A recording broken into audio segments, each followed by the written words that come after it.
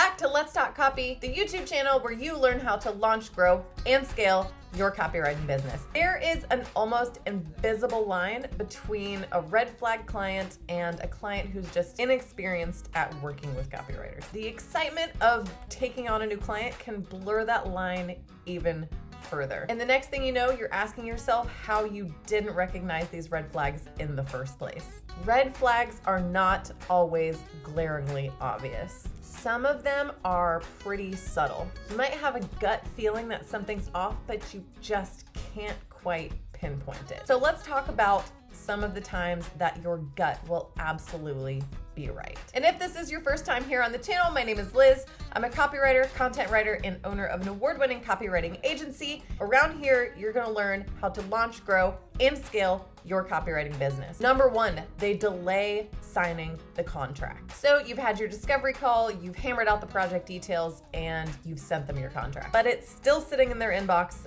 unsigned.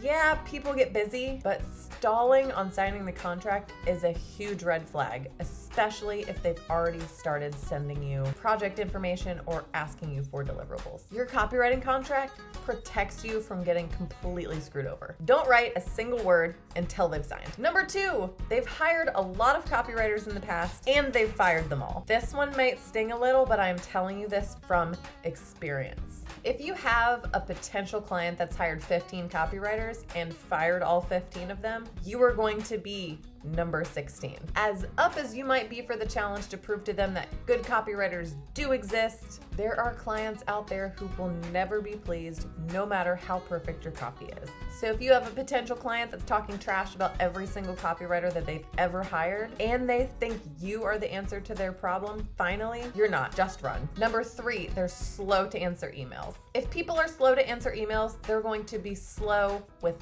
everything else. They're going to be slow getting you what you need. They're going to be slow giving you feedback. They're going to be slow approving your final drafts, and they're going to be slow to pay. A slow responding client does nothing but suck up time and resources. And it sucks up space on your calendar for clients who actually understand the importance of meeting their own deadlines.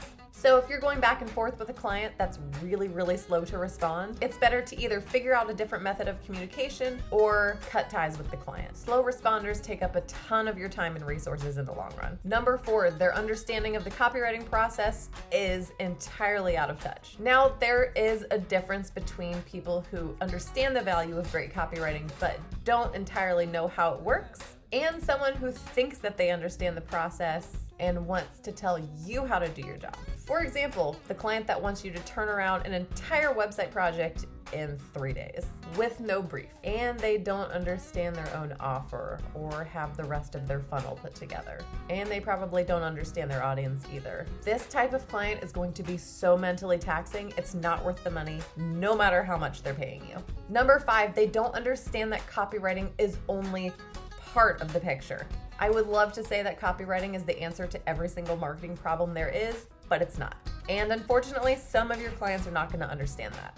Copy is part of the marketing strategy. User experience, visuals, the offer itself, and even page load speed all play a role in conversions. So if you have a new client that says, this copy is doing absolutely nothing for my sales, but their website is virtually unusable and their payment processor hasn't been updated since 2006, they're not going to be able to see the whole picture. They'll say it was your copy that didn't work, no matter how perfect it would have been in a fully optimized funnel. Number six, they're scope creeping and they absolutely know they're doing it. This is my biggest pet peeve and probably the biggest red flag on this list. Scope creepers are the absolute worst. If you're not familiar with the term scope creeping, it's when your client adds more and more onto the project without the intention of paying you. And even if they do intend on paying you for it, they don't discuss your availability beforehand or even ask you if you have interest in the additional work. They're just assuming you'll do it anyway. Scope creeping is just as common as it is sketchy. An example of scope creeping would be, let's say you have a client hire you to write 50 social media captions. And then halfway through the project, they tell you that you need to also schedule it for them on their social media software and that you need to create accompanying graphics. And would you check their DMs while you're in there? You were originally hired just to write the social media captions. Anything else needs an additional contract and additional payment. And yes, scope creepers totally, absolutely know what they're doing. Never ignore these copywriting client red flags. Remember that the most valuable resource you have is time, and you don't have time for red flag clients. If you see any of these client red flags, it's a sign that neither your time nor your skills are going to be valued. So run the other way. So I want to know, what red flags have you ignored that have come back to bite you in the end? Or what subtle red flags did I miss? Leave your responses down in the comments and get it off your chest. Trust me, it'll feel great. Let it all out. And if you like what you saw today, remember to leave a thumbs up somewhere down there on the bottom of the video and hit that subscribe button so that you never miss another episode. And I'll catch you next time.